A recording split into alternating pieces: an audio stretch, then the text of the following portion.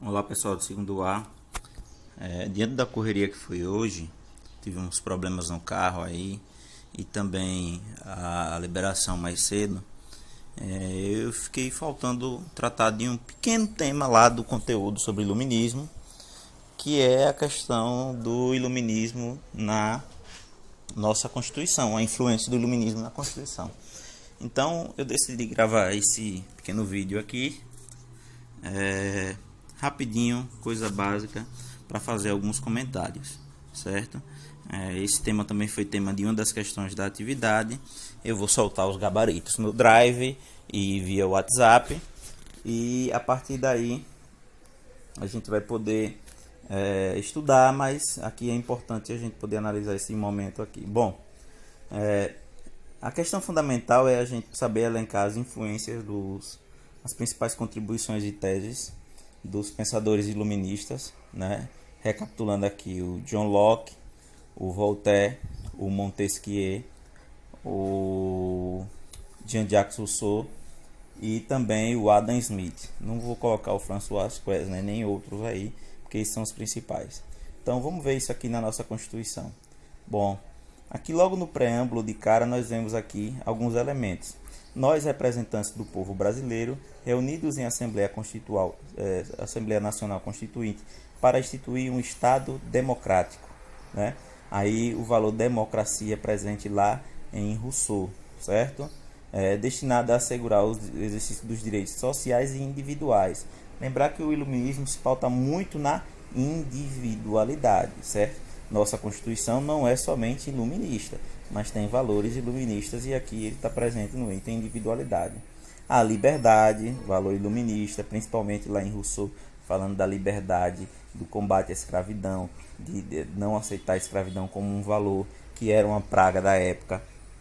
A liberdade de Voltaire, que é a liberdade religiosa, a liberdade de expressão, certo?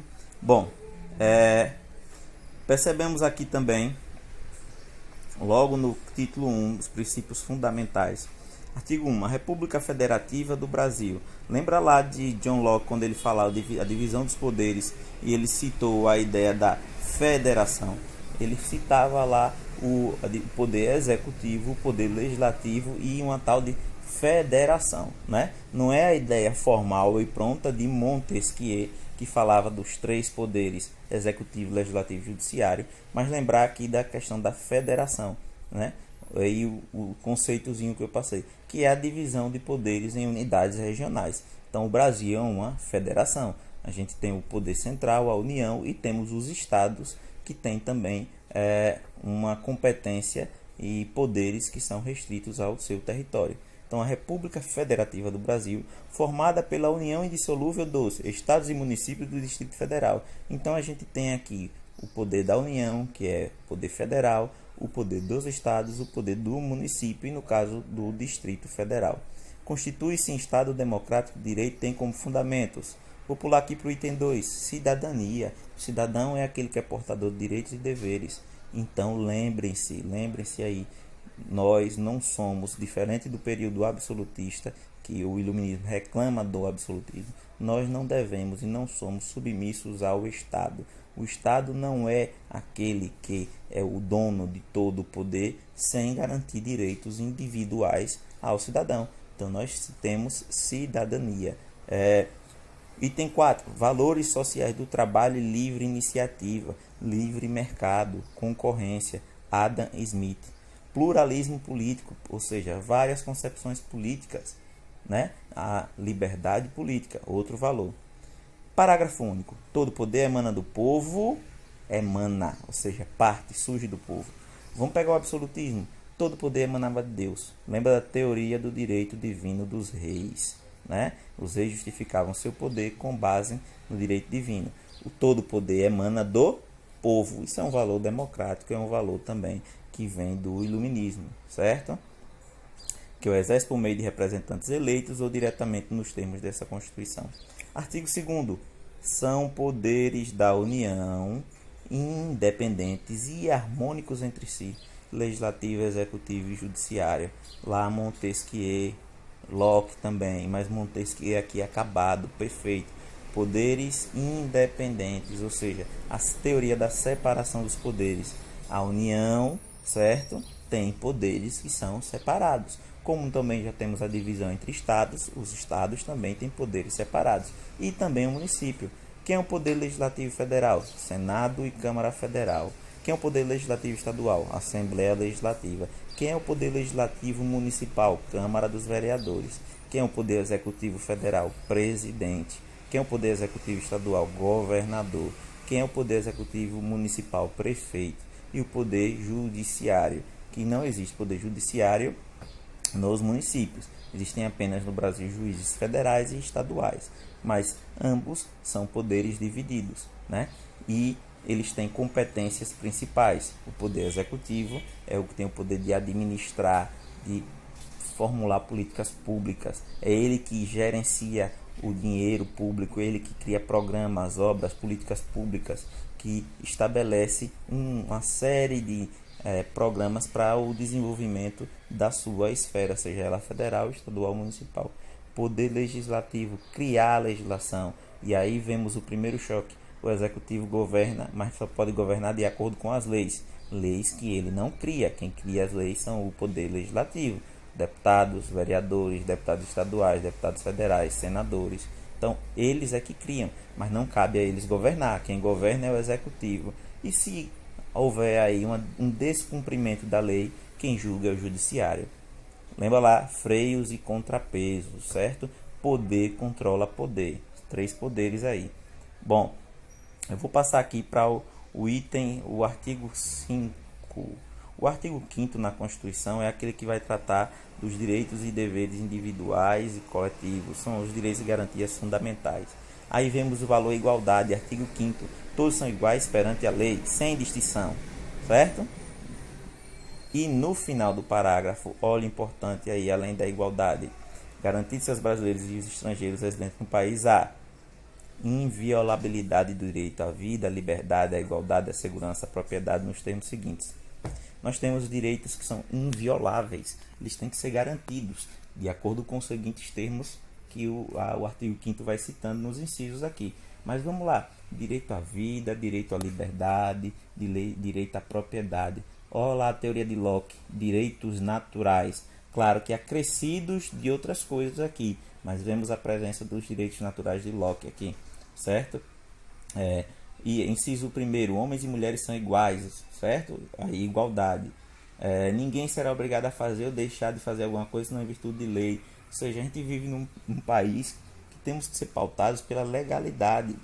Ou seja, não é o arbítrio de um rei, como era na época do absolutismo, certo? A lei tem que estar prévia, ela tem que estar programaticamente já definida.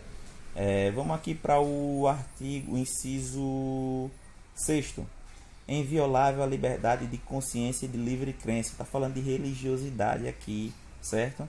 Olha o item 7. É assegurado nos termos da lei a prestação de assistência religiosa, ou seja, e inciso 8. Ninguém será privado dos direitos por motivo de crença religiosa ou de convicção filosófica ou política, ou seja, a gente tem liberdade religiosa, certo? Nada de opressão religiosa. O Estado brasileiro é laico, ou seja, ele não adota religião. No entanto, ele não é antirreligioso. Já falei isso na sala de aula, certo? 9. É livre a expressão da atividade intelectual, artística, científica. A liberdade de expressão, tão difundida lá em Voltaire. Lembra da frase que já citei várias vezes, né? Vou aqui fazer uma tradução mais adequada para a gente, né? Eu posso não concordar com o que você está dizendo, mas você tem direito de afirmar isso, de dizer isso. Ou seja, você tem liberdade de expressão. Não confundir essa liberdade de expressão com liberdade de ofender, de caluniar, ok? Olha aqui no inciso 11. A casa é asilo inviolável do indivíduo, ninguém nela podendo penetrar sem consentimento do morador, salvo em caso de flagrante delito ou desastre, para prestar socorro durante o dia por determinação judicial. Ou seja, propriedade privada. A casa é asilo inviolável. Ninguém pode invadir a propriedade do outro. Isso é um valor que está lá em quem? Mais uma vez, tanto Locke como também a gente pode ver isso também nas formulações teóricas de Adam Smith, né?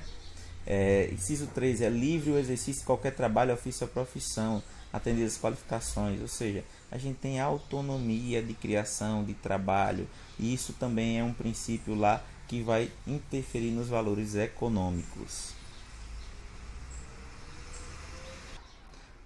Dando um pequeno salto aqui, inciso 22, é garantido o direito de propriedade, é propriedade privada, certo? Aqui mais um inciso que fala da questão da propriedade. Inciso 23 dá uma definição sobre o que é que será propriedade privada, tem um requisito, mas veja, propriedade privada ela é garantida na nossa Constituição.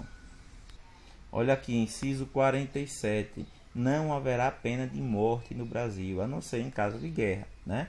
Não haverá pena de caráter perpétuo, trabalhos forçados, banimento, cruel. São direitos aqui, gente, também tem a ver com o iluminismo aí, a proteção da vida. Vamos ver uma garantia de liberdade? Inciso 54. Ninguém será privado da liberdade ou de seus bens sem o devido processo legal. Ninguém pode tirar a liberdade do outro e ninguém pode tirar a propriedade do outro sem que haja um processo, nem mesmo o Estado. Então, não pode existir prisão, julgamento sumário. Simplesmente acusou, prendeu. Tem que haver um processo para que isso possa ser permitido.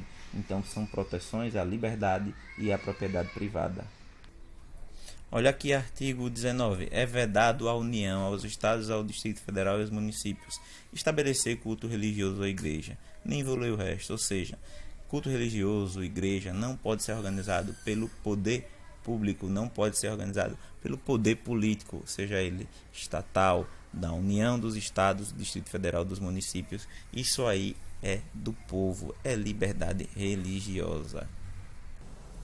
Para finalizar aqui, o artigo 170, na parte sobre a ordem econômica, os princípios gerais da atividade econômica no Brasil, vem bem claro, a ordem econômica fundada na valorização do trabalho humano e na livre iniciativa, ou seja, está lá o preceito de Adam Smith, né? O mercado livre, a livre iniciativa.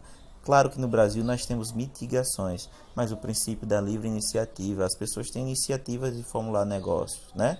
E no inciso 2º do artigo 170, nós vemos aqui a ideia da propriedade privada, no inciso 4º, livre concorrência.